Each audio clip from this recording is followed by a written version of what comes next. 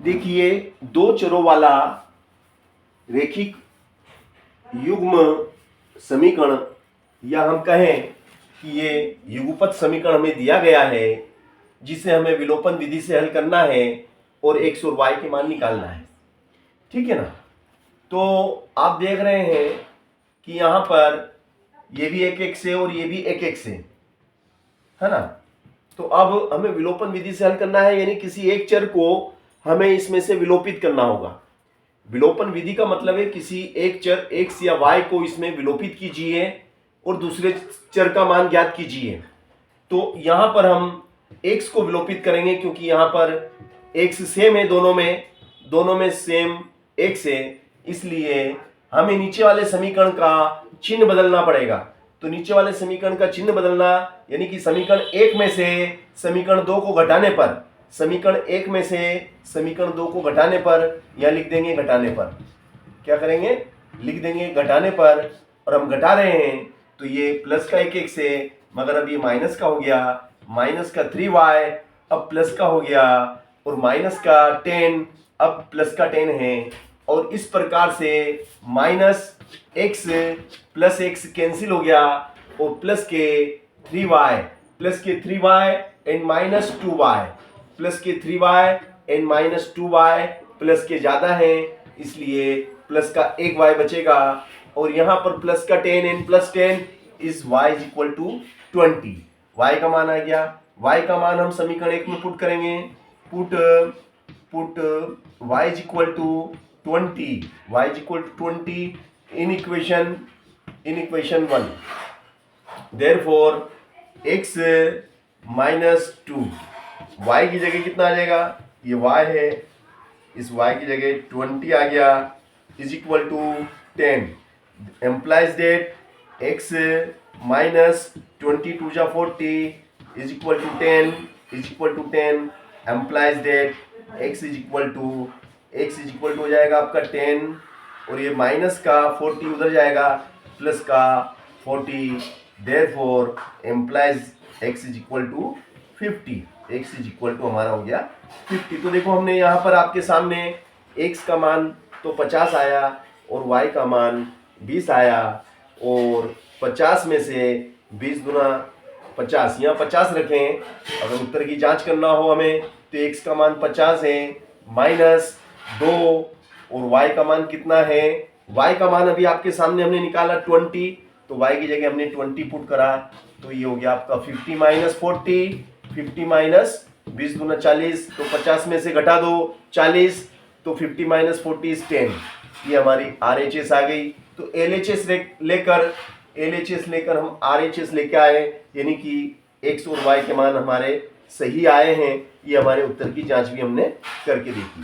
तो ये मैंने आपको विलोपन विधि से इस सवाल को हल किया, जो कि बहुत ही सरल सवाल था। नेक्स्ट विलोपन विधि का अगला सवाल हम लेते हैं, देखिएगा आप अगला सवाल जो आपका है, देखिएगा, लिखिए। नेक्स्ट क्वेश्चन है आपका 8x minus y, 8x minus y is equal to 0, it is equation first, and x plus y is equal 9, ये आपकी सेकेंड इक्वेशन है। इक्वेशन फर्स्ट एंड सेकेंड को हमें एलिमिनेशन मेथड, यानी कि विलोपन विधि द्वारा हल करना है। विलोपन विधि का अभिप्राय है किसी एक चर को x या y को किसी को भी विलोपित कर दो, विलोपित करने के बाद में हम दूसरा चर का मान निकाल पाते हैं। तो यहाँ पर समीकरण हम क्या देखते हैं, हम देख रहे हैं कि समीकरण 1 और 2 में क्या दिख रहा है हमें कि y, दोनों में y सेम है ना। और दूसरी बात कि यहाँ पर समीकरण 1 में y का मान ऋण का 1 y है, और समीकरण 2 में धन का 1 y है। तो यहाँ पर प्लस माइनस है, क्वांटिटी सेम है, और फिर चिन्ह भी विपरीत हैं, इसलिए यहाँ पर हम लिखेंगे जोड़ने पर, हम यहाँ पर क्या लिखेंगे कि समीकरण 1 में समीकरण 2 को जोड़ेंगे, समीकरण 1 में समीकरण 2 को जोड़ने पर, तो 8x और 1x हो गए आपके 9x ये 9x धन का y ऋण का y कैंसिल हो गया और 9 0 में 9 जुड़ा 9 और x बराबर आपका implies that x is equal to हो गया आपका 9/9 यानी कि 9 1 जा 9 इज इक्वल टू 1। x का मान 1 आया। अब हम x का जो मान है वो समीकरण 1 में पुट करेंगे, है ना। तो put x is equal to 1 in equation first, है ना। अब समीकरण 1 में x का मान रखने पर समीकरण 1 क्या कहती है आपकी, समीकरण 1 कहती है x की जगह तो 1 आ जाएगा, x 8 गुणित 1 माइनस y बराबर 0।